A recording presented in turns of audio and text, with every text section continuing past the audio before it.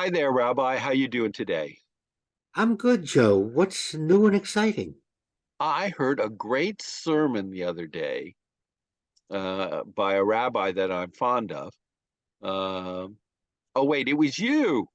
Your sermons are always great, but this one had everybody in the audience, I noticed, in the sanctuary nodding their head, yes, and in agreement with almost everything you said. So I think we need to share that with the world. And can you explain the topic? Well, what generated the topic was what got me started was overhearing a series of conversations. And as you know, there's elevator etiquette, and elevators are bizarre places. So you never know, can I listen to somebody else? Should I try not to listen to somebody else? And when people are very animated and arguing and rather loud, it's hard not to actually listen, especially if it sounds like something interesting. So I started listening to people on the elevator and then people in the lobby in my building. And I'm hearing people arguing with a resolve that was really unreal. They were arguing about what is the best recipe for kugel, or what is the best movie, or what actor, actress.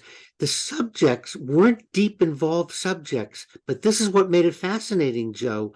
People were arguing as if they had the answer, they were right, and there was no possibility that anything else could be true except what they were saying. Well, isn't that the definition of self-confidence, though? If you really believe in something, then you argue the point, you defend it. If you're self confident, you know there's a possibility you might be wrong. And I think that's what's missing in a lot of these conversations. I don't think it's self confidence. I think it's arrogance. I think it's hubris. I think it's the inability to see that you might be wrong and the other person may have something valid to say.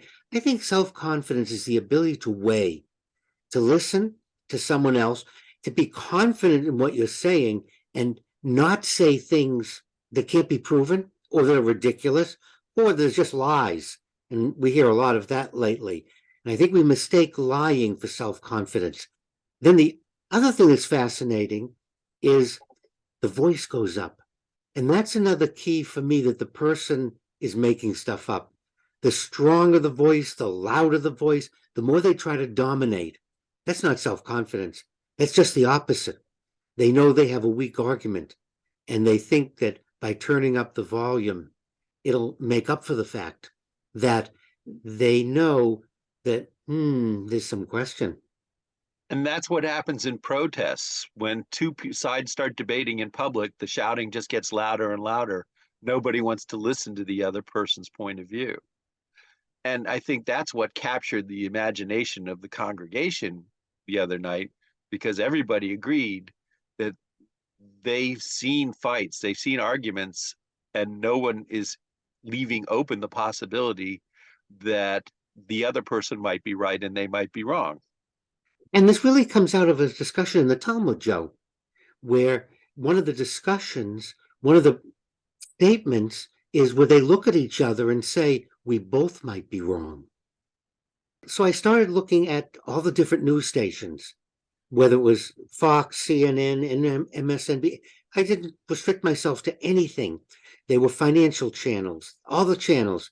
And one of the things that was very consistent is the individual on was loud, talking fast, was yelling, and it didn't leave any room that what they're saying either could be partially right, could be completely wrong, was completely right.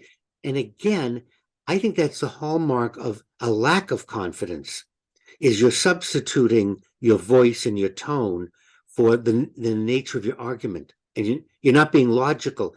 You're not. And then I watched interviews on all the same stations. And again, always putting the other person down.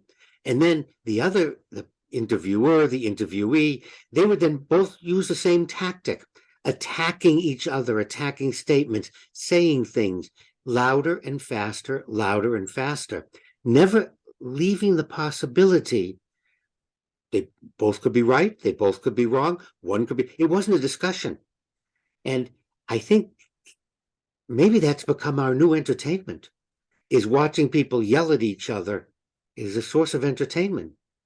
And news used to be long and complex, and hour-long news shows included intelligent guests and debates and discussions about topics. Now the news is shorter and shorter, if it exists at all, and most of the elements of it are man bites dog, as opposed to what is the correct manner in which to debate or solve the national debt. Maybe what we're talking about, we've lost the civility, we've lost the ability to have discussions as a source of entertainment. Now it has to be exaggerated. And that just leads to what we see on the news and what we see in the movies and entertainment. Well, I know one thing for a fact, Rabbi. I know I always find our conversations enlightening, stimulating, and dare I say it, entertaining. Thank you so much, as always. You're very welcome. And I remember having a discussion with you after services Friday night, and I respect your opinions on that discussion, Joe, but I really want you to know that I would have loved to agree with you, but then we both would have been wrong.